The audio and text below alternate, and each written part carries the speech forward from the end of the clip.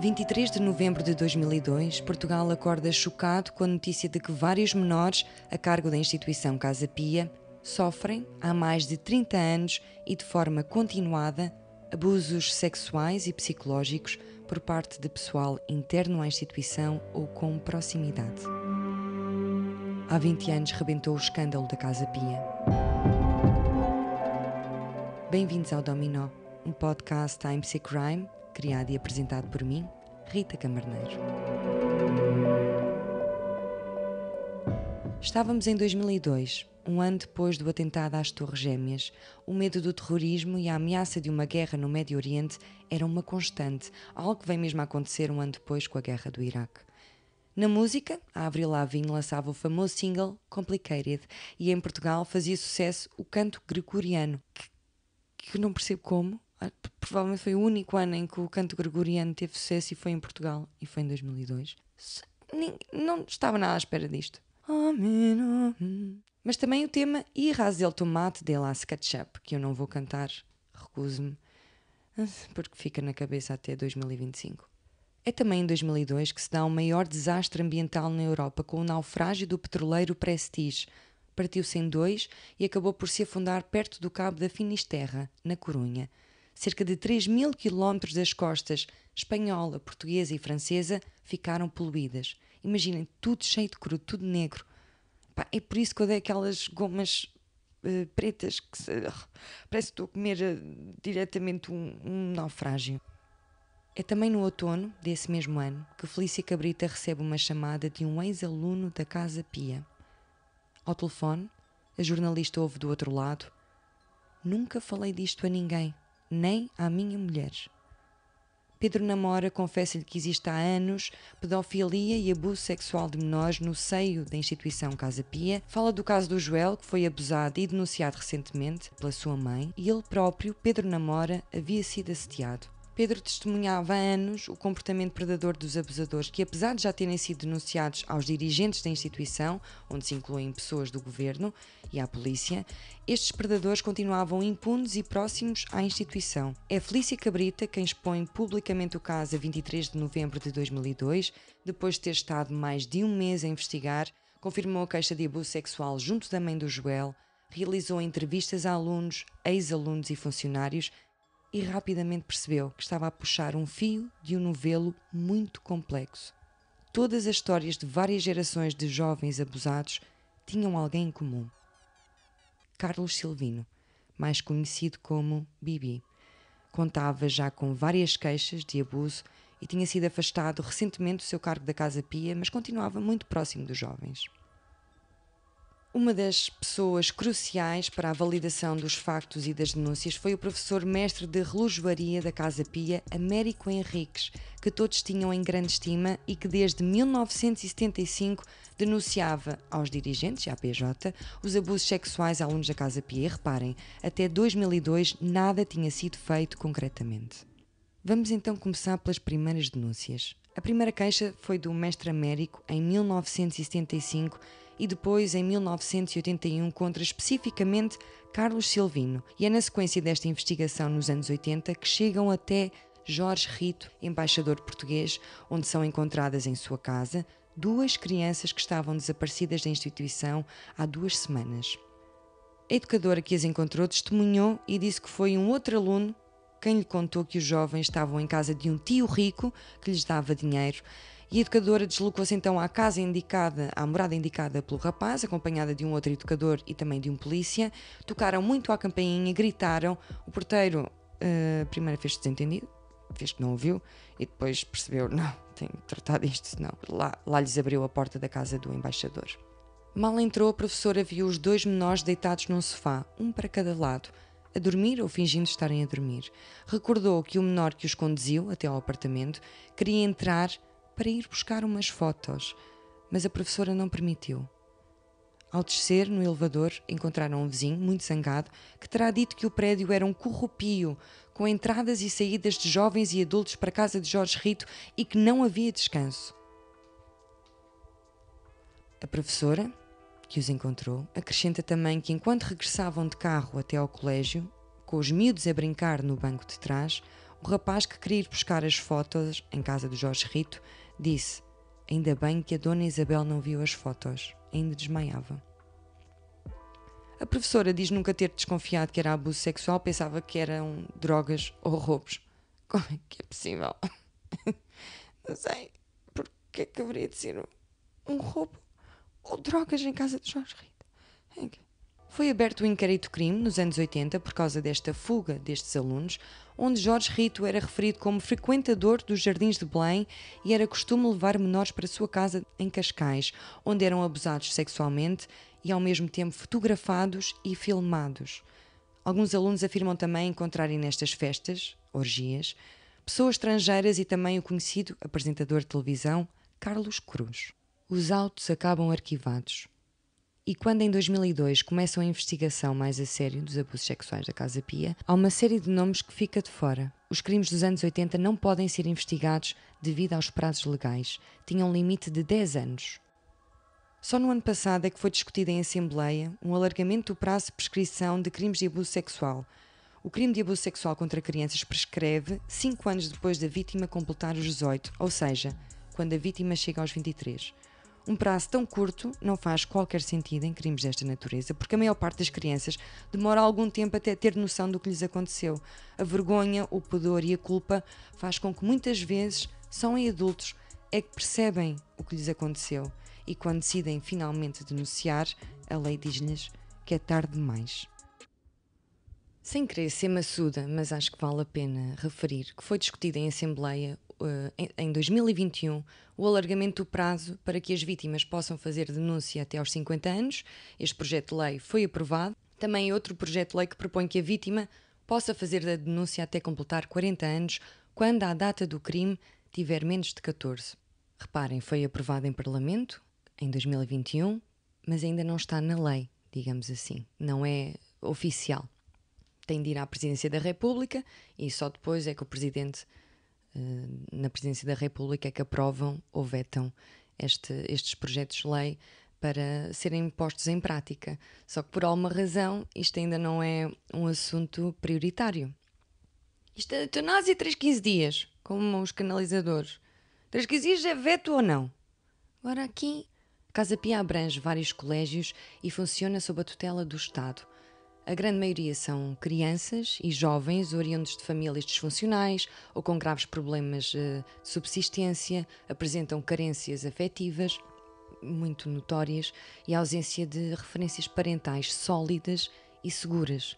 Os alunos internos estão confinados à guarda da Casa Pia e o dia-a-dia decorre dentro das instalações. Quando a notícia rebenta em novembro de 2002, rapidamente existe finalmente uma ação contra os abusos e poucos dias depois é detido Carlos Silvino, conhecido como Pipi, antigo funcionário da Casa Pia. Já tinha exercido várias funções, em janeiro de 2002 era motorista. Já havia também várias denúncias contra ele, entre elas o mestre Américo e a mãe do Joel. Como devem recordar, este caso foi muito longo, há muitas pessoas envolvidas, umas cumpriram penas, outras escaparam, alguns sabemos o nome, outros não, enfim. Carlos Silvino foi entregue à Casa Pia ainda em bebé, cresceu lá, era tido como uma criança um pouco deficiente, foi abusado sexualmente por mais velhos e começou também ele a abusar ainda jovem. Consta que aos 17 anos ficou responsável por tomar conta de alguns alunos, era vigilante, e amarrou uma criança de 9 anos e abusou-a brutalmente, e assim é descrito.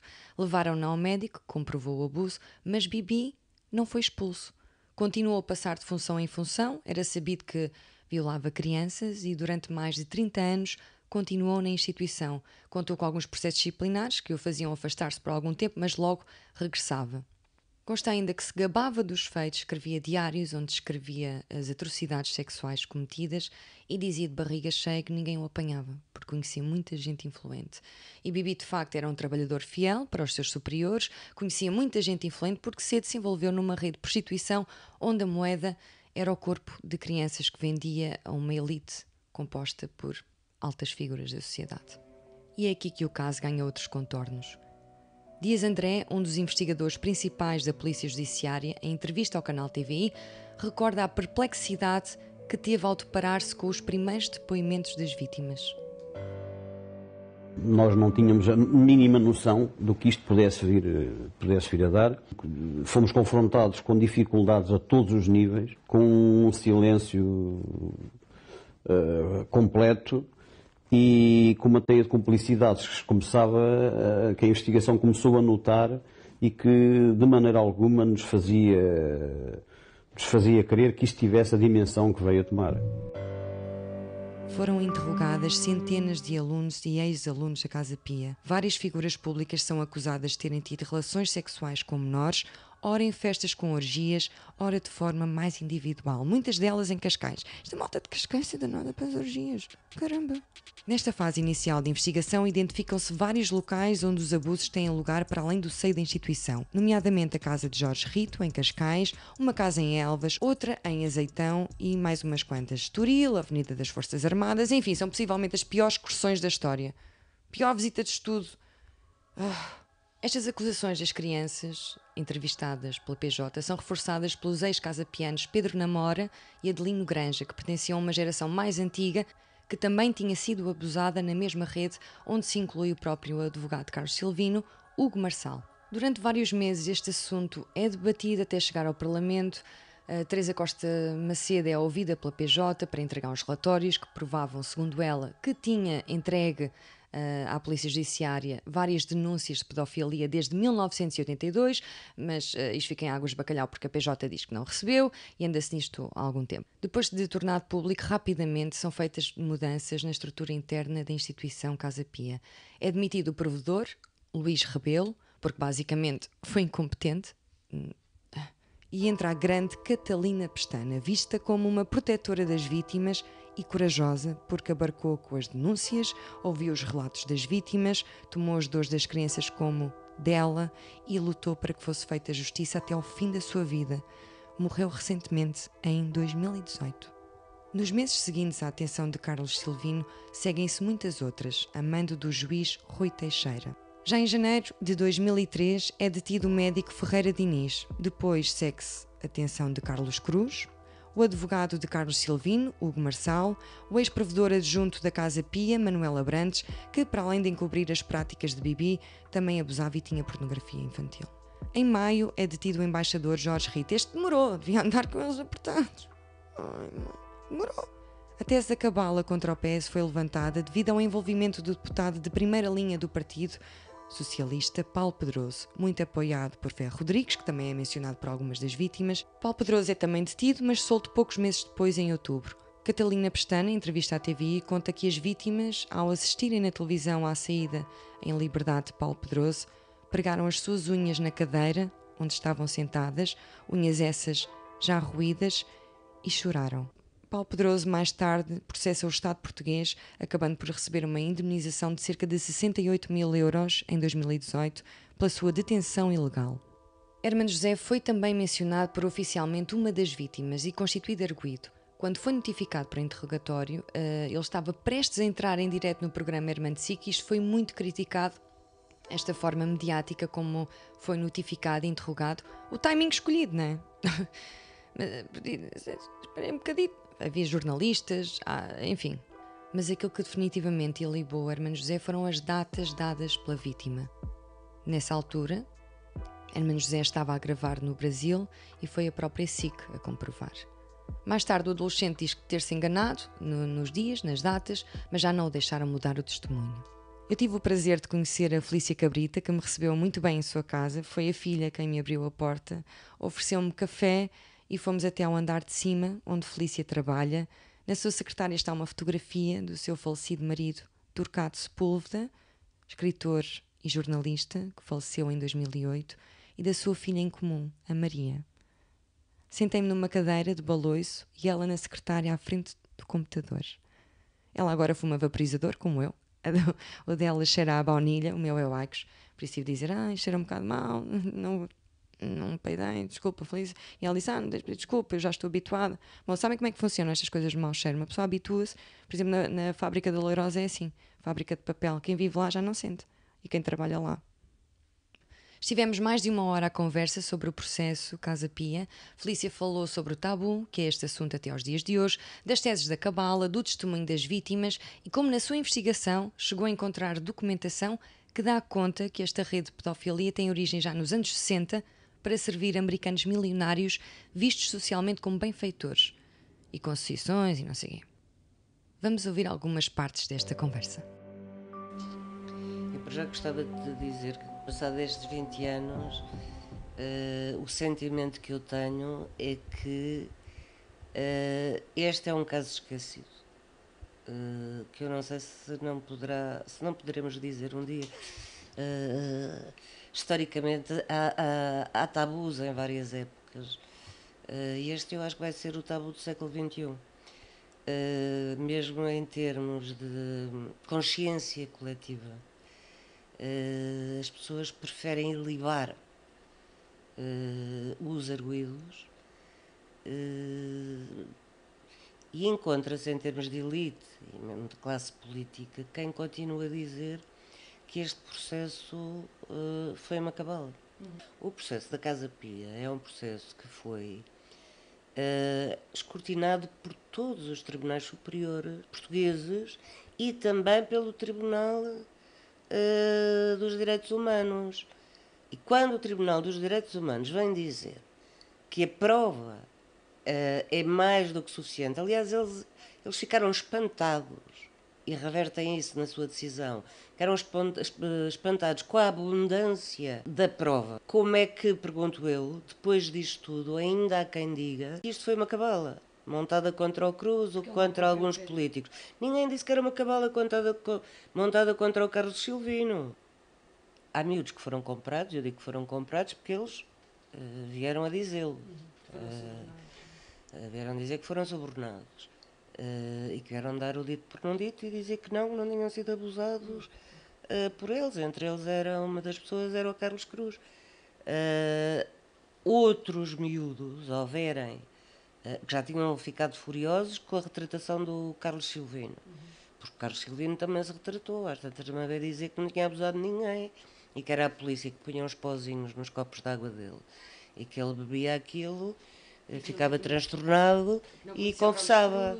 Pronto, e confessava. O que irritou muito a defesa. A defesa dos arguidos não gostaram nada desta brincadeira do Silvino, porque tinha que haver um culpado, não é? Se agora tivessem todos inocentes era uma chatice, porque aqueles miúdos, vistos pelo Instituto de Medicina Legal, não havia nada a fazer, eles tinham sido abusados. Eu ainda tive um miúdo com quem marquei um encontro nas Amoreiras, que eu sabia perfeitamente, e ele depois mais tarde veio a admitir no Ministério Público que tinha sido abusado pelo Carlos Silvino e que a mim me disse, mas foi só o Carlos Silvino, então e os outros? E eu perguntei-lhe quais são os outros. E ele virou-me costas e não quis falar. E protegia, defendia o Carlos Silvino. Aliás, tanto que a resposta dele para o defender foi esta, mas foi só o Carlos Silvino. Em casos de abuso sexual, a voz das vítimas muitas vezes é a única prova existente. Por isso é também ela muito importante. A natureza íntima e sexual destes crimes faz com que tudo seja feito, na grande maioria das vezes, numa rede de grande segredo e silêncio. No caso da Casa Pia, havia de facto a prova de que os menores foram abusados, sendo que também, para averiguar a consistência e veracidade dos testemunhos, tudo foi visto ao pormenor, por exemplo, os detalhes das casas para onde iam, os carros, as marcas, lá está. Eu já percebi que isto das marcas dos carros é muito importante.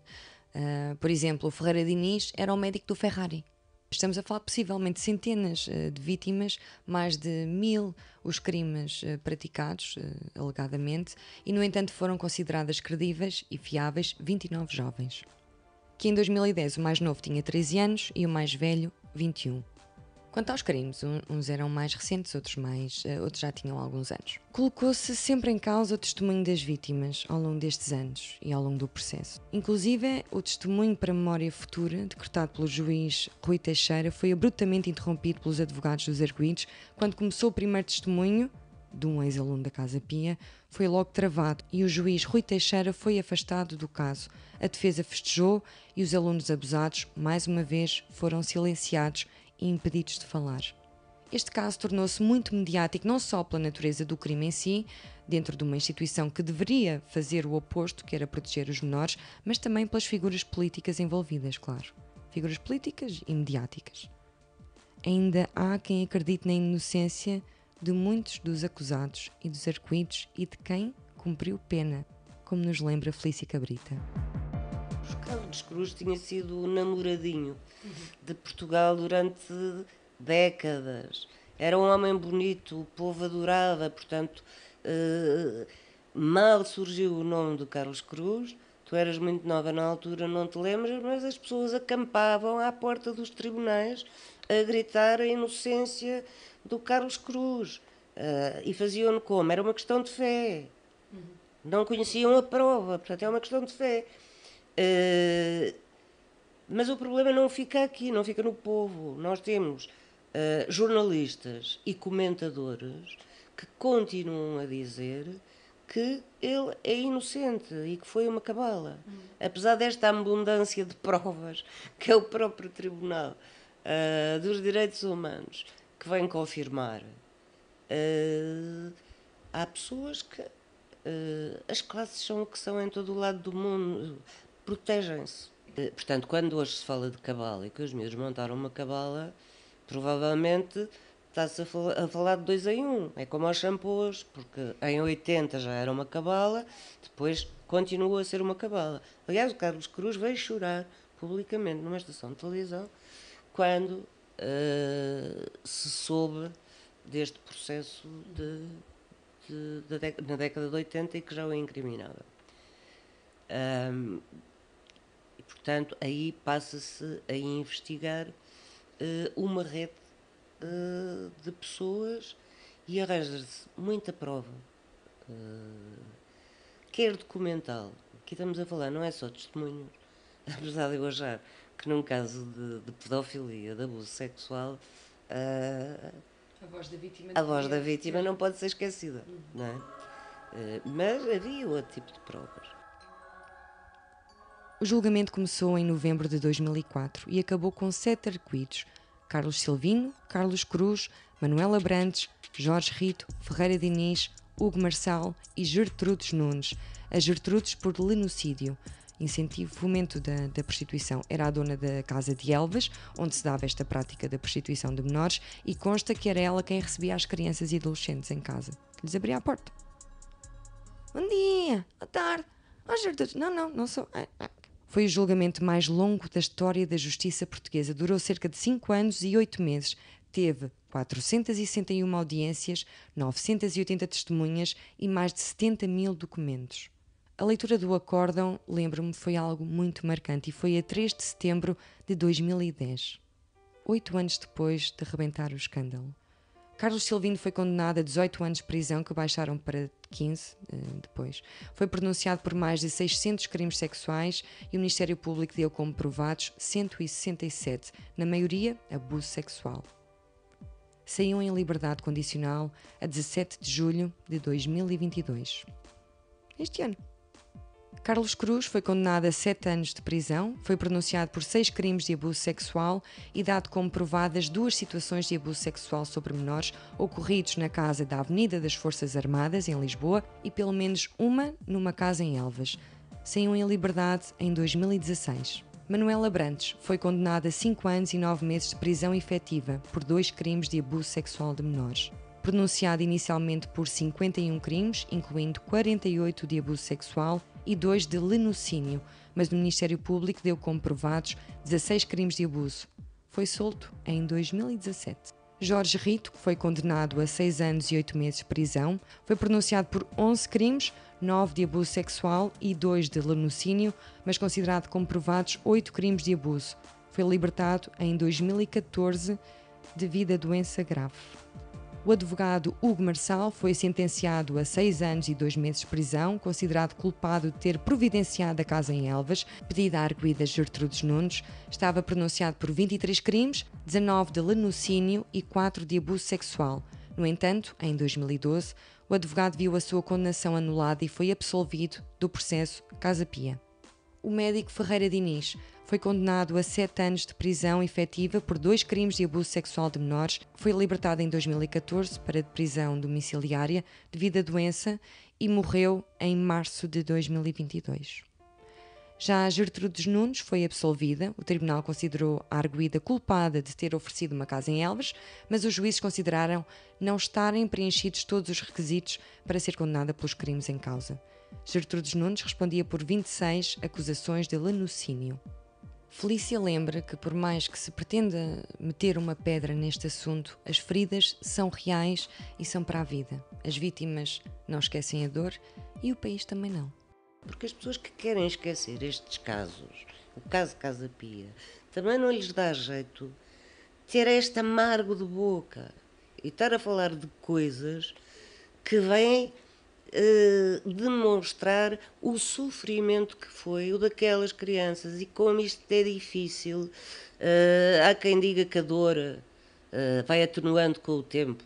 O Pavese dizia... mas porquê? Se nós com os anos sofremos muito mais.